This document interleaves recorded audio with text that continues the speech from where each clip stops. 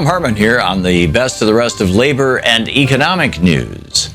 You need to know this. Robert E. Scott is reporting at the National Economic Policy Institute that the U.S.-Korea trade deal has resulted in growing trade deficits and more than 95,000 lost U.S. jobs.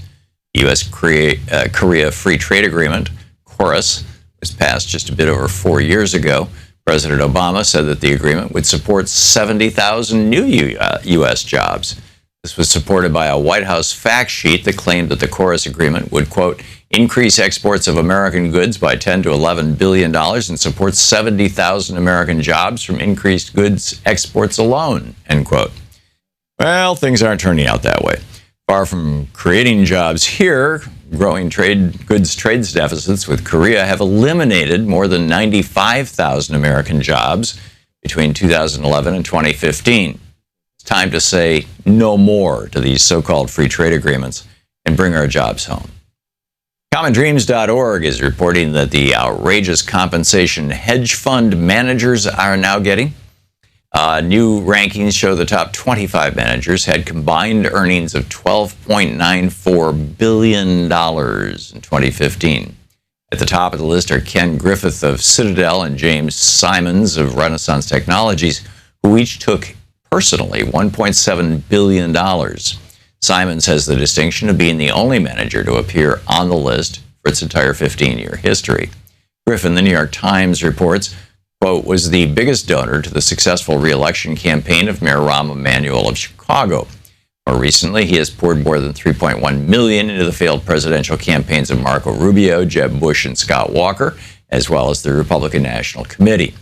Reuters adds, quote, the higher payday came despite the fact that roughly half of all hedge funds lost money last year, said institutional investor and editor Michael Peltz.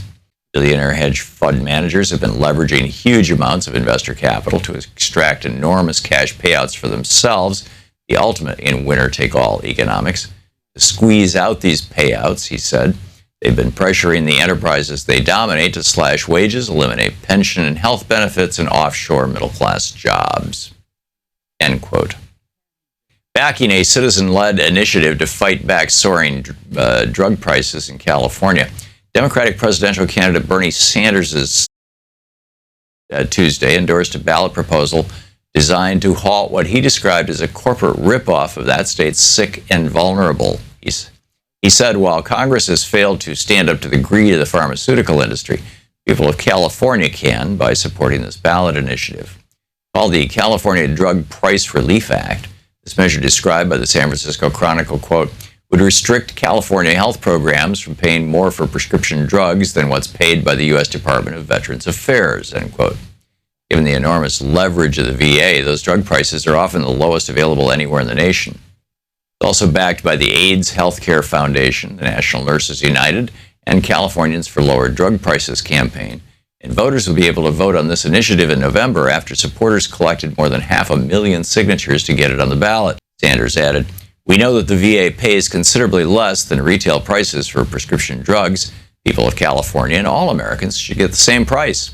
Americans living with HIV, AIDS, and cancer should not live in fear that they'll go bankrupt because of the outrageously high cost of prescription drugs. Go Bernie and go California. A report released Thursday from the U.S. Government Accountability Office shows the shift away from traditional pensions to 401k-like plans contributes to inequality. Bloomberg reported Friday the U.S. retirement landscape is starting to look like a Charles Dickens novel.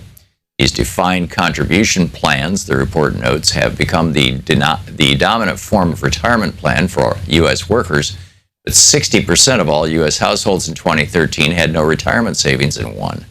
Further showing this inequality, the GAO reports that while 81% of working high-income households had savings in a DC plan, only about 25% of working low-income households had any savings in one at all.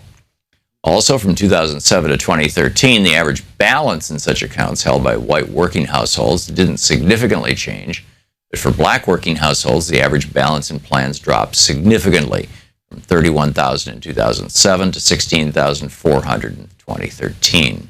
Economist Dean Baker also noted in December that your retirement benefits your retirement prospects are bleaker than ever, attributing it to the disappearance of traditional defined benefit pensions and the failure of 401k type plans to fill the gap.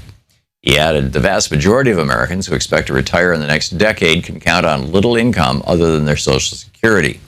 This is true not only for low-income workers who have struggled most of their lives, but also for millions of middle-income workers as well. Baker wrote, although Social Security is a tremendously important program and provides a solid base that retirees can depend on, its $16,000 average annual benefit doesn't go very far. Many, if not most, can expect to see sharp reductions in living standards. Hello, Tiny Tim. And that's the way it is for the week of May 16th, 2016. I'm Thom Hartmann on labor and economic news.